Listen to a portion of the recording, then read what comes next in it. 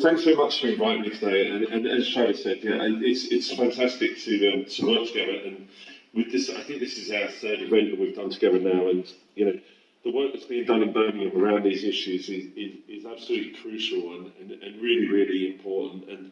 And it's very difficult for me sometimes as an academic to kind of follow the personal kind of stories that kind of come out and the kind of personal testimonies, because in many ways, as an academic, I'm always one step removed. I'm always kind of like, it's not about me. It's not my kind of personal experience. I've never experienced hate crime. I've never, I don't understand. I can't, kind of experience what people have experienced that have spoken previously or just before me. So it's sometimes very difficult to be able to kind of speak about this and then to follow on from that. I guess the thing for me is that what I have had is that I've been given a very privileged position in that it's almost 2 decades. It's been almost 2 decades. I've been able to win the trust of people that have experienced hate and be able to sit down with them and have these conversations and record, what they've gone through, what they've actually experienced, how it's impacted their life, how it's changed them. And then try and use that to kind of raise awareness, to kind of, to do the kind of academic things, but also then to try and lobby in terms of, the kind of political spaces, the kind of like the policy spaces, and try and bring about change in terms of what we're doing. And I'm based now in the Centre for Hate Studies at the University of Leicester, and one of the great things about there is that, I'm working with people that are working across all of those protected characteristics. And while my research is primarily around kind of Islamophobia, one of the great things about what we're doing is that we realise that people experience hate, the impacts that kind of experience, whether it's because somebody's gay, whether it's because someone's Muslim, whether it's because someone's black, actually, the impact that it has is very similar. And what we can do is we can actually use that together and we can work to actually lobby much more strongly. And also kind of stress this point that actually just because one of us is looking at one certain thing, it's not about creating hierarchies. What we've seen today is that all forms of hate are as abhorrent as each other. This isn't about trying to say, well, this form of hate is actually much more important. It's about tackling right across those kind of differences that we have. And so, it's been really great for me to be able to move to the Centre for Hate Studies. And I just draw your attention to something you can watch on YouTube later. We have an award-winning film which we made called The Harms of Hate. You can just type that in, Harms of Hate, University of Leicester, and that will come up. And that shows the work that we've done. And it's got a lot of victim testimonies in terms of that. So today, when Shida kind of invited me to speak, one of the things I wanted to do was I wanted to kind of, we're in Hate Crime Awareness Week, and the kind of focus of Hate Crime Awareness Week is statistics. And one of the things that we can see with statistics is that, we look at the numbers and we look at the increases, and that's really, really important. But at times we forget that when something increases by, 40% or 20% or 10%, it's 10% or 20% or 40% of humans, of real people, that are increasingly experiencing that hate. And so what I wanted to do was I wanted to kind of focus on the human stories that I've got from my research and kind of, been able to kind of bring out from that. Because I think that sometimes that when we think about this, it's actually very difficult for us to kind of, we kind of distance ourselves from the fact that it's real people who are just going about their everyday lives and actually could be taking their kids to school, could be going to work, could be kind of like in their workplace or coming home from a night out with friends. And that's where hate crime, takes its impact.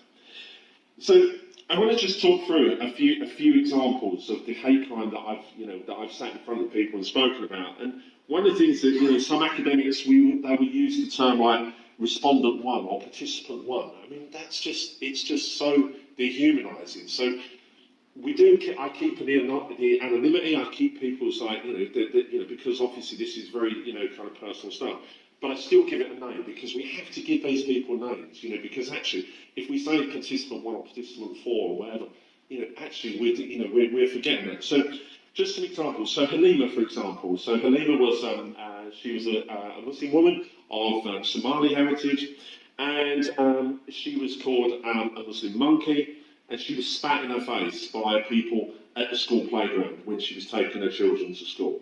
She actually had to leave her children in that school where a group of parents had just spat in her face. There was another a young Muslim woman called Shagufta. She got on the train during the rush hour. The train was actually crowded, and at one of the stops when she was on there, she was wearing a hijab. And at one of the stations, two guys got on later. They started joking amongst themselves, making comments around there's a terrorist on the train.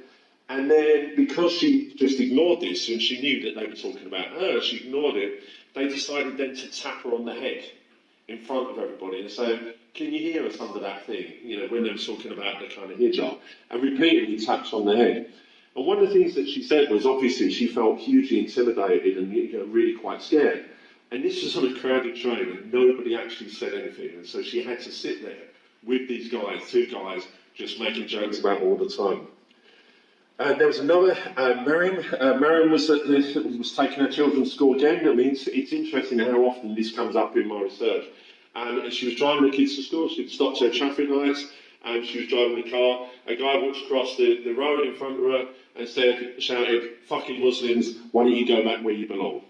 And she had her children in the back of the car, and she's just sitting there, and this is just going about her normal day. There was Lubna.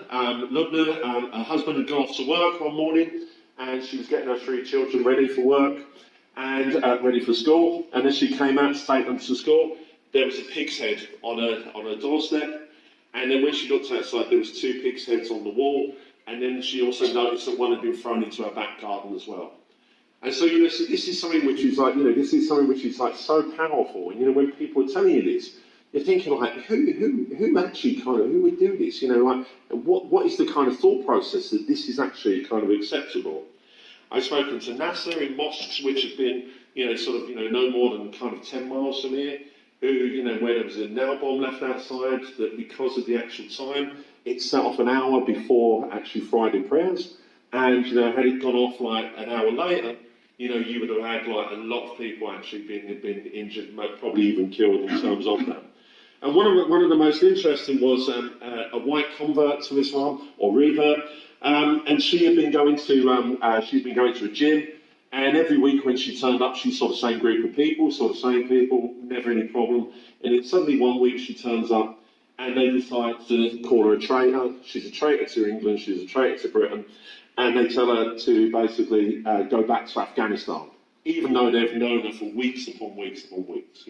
So these are the kind of things that kind of, when I'm doing my research, these are the kind of stories that become very normal. These are the stories that people tell me, and you can't, I never found to be shocked by the kind of impact that these have, but also what people go through on their day-to-day life. And when we talk about this, I ask them, how does it make you feel? Because this is one of the things that I'm always interested in. How does it make you feel? And it was interesting because James earlier, did a very, really interesting kind of talk around kind of LGBTQ, victims of hate crime. And those feelings are exactly the same. As anger, there was shock, there was fear. People felt vulnerable. There's this notion, people felt humiliated. They felt some kind of ashamed or embarrassed. At times even disgusted by, kind of what they've been through. And kind of internalising this, almost feeling as though it's something about them, that they're to blame, rather than it actually being the perpetrator that's actually doing this. And one of the big things is the impact it has on people's physical and emotional well-being. I've had people talk to me about they will only go out shopping at a certain time of day because they fear actually bumping into somebody that's abused them walking down the street. I've had people that have kind of like refused to go out of their front door now because they're scared in case they see the perpetrator again, so they go out their back door. I've had people say that they go to, they've gone and done self-defence classes, but on the basis that they really fear for their children because, if this can happen to them, then it must be able to happen to their children as well. And so I want to give you just a few, I'm going to read a few quotes for you to kind of hit home the way in which it makes people feel. So this one was from Ifa, and she said, "It makes you paranoid. You start to think that everybody has the potential to insult you." And this is one of the things that really comes through in my research, is that when you experience hate crime, actually what happens is that you begin to think that actually maybe everybody is a perpetrator of hate crime. You know, it's those little things that that change. And Mariam said, I didn't feel that way before the attack. Before I used to think that everyone is okay with us, you know, with Muslims. But now something like this happens and it challenges what you think. I don't think they understand just how it feels. They've got no idea. They just don't understand, you know. And so this idea that actually sort of, you know, suddenly like your Muslimness becomes, you know, you feel that it's a problem. You know, your notion of what makes you different, you know, or what you perceive to be different, the thing that you're being attacked for, or, you know, you're being hated for, becomes something that you actually kind of begin to kind of like think, well, actually, maybe, you know, something's wrong with that. The Sharifa, she said, it made me feel very scared. I was scared to go out on the street or into the area on my own. It made me think continuously that I need some sort of self-defence class, so I know how to defend myself and protect my children. You start to think that something is going to happen.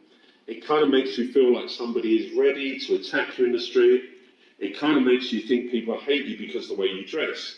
And then you start linking everything as being anti-Muslim, and that may well not be the case. For example, people give you a look, which may be nothing. And then she says, but, and then she stops. And it's that but. I always felt that but was so powerful. Because, when you sit on the train, when somebody sits on the train, and you look across, and you see someone, they look at you, maybe you just catch their eye. And then all of a sudden, after you're a victim of hate crime, that look becomes something else. That look becomes something which is like sort of, it's not just someone catching their eye, it's someone looking at me because I'm a Muslim or because I'm, whatever the kind of hate was directed on. Lubna said, maybe we are hated. I feel we're not here to be accepted as British, like we're going to be seen as an outsider. And what was really interesting, the performance earlier, when I was listening to that, the words that was actually said in that performance are almost exactly the words that are said to me from another research participant called Samina. She said, I know my background is Bangladeshi, but I would not know how to live there. I do not feel that I belong to Bangladesh, but when things happen to you like this, then the identity crisis comes in, and you feel that you do not belong anywhere. You start to question your identity. Am I a British Muslim, or am I a Bangladeshi Muslim? And this was something that, because of the fact that hate crime targets you because of what you're perceived to be or what you are, it actually attacks your identity. It attacks the most central core of you.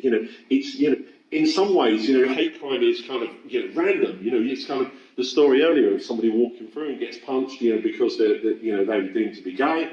And then all of a sudden you kind of think, well, that's kind of random, but it's not. It's because somebody's attacking you from what you are or what you're perceived to be. So it actually affects you, much more centrally, much more in terms of who you are, how you identify yourself, and how you see yourself. And this is what hate crime does.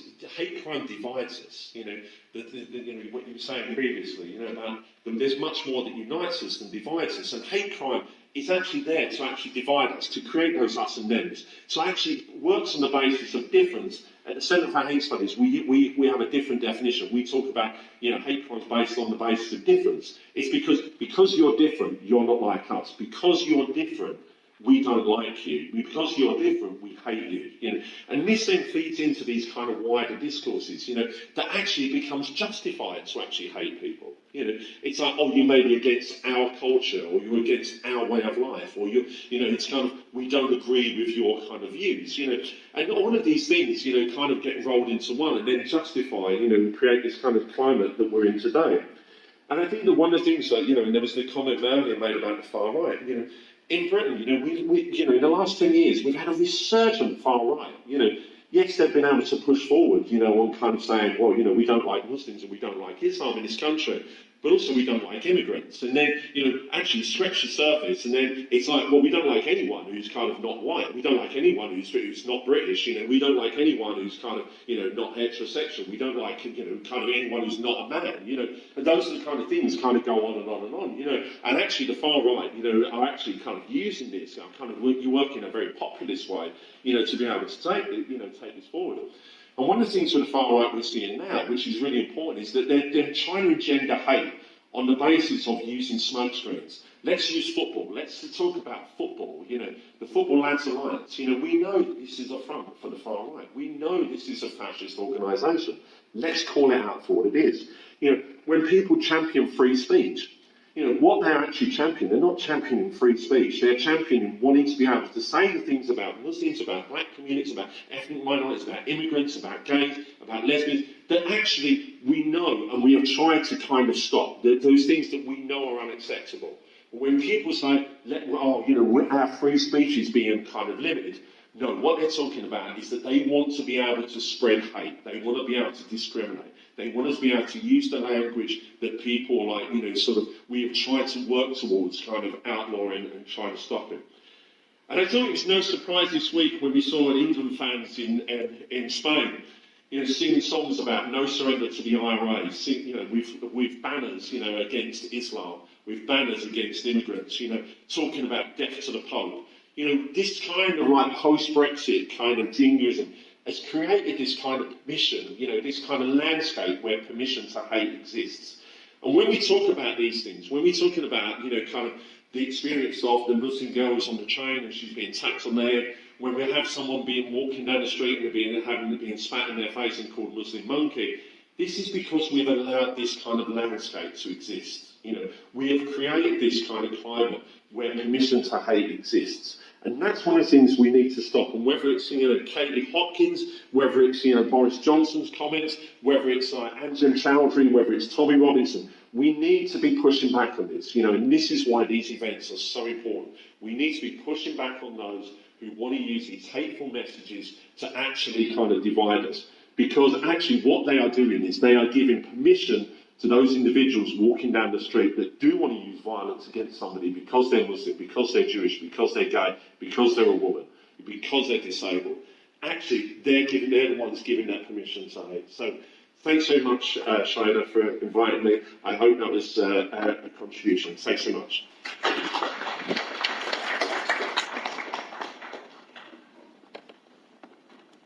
told you it's not. Thanks, Chris.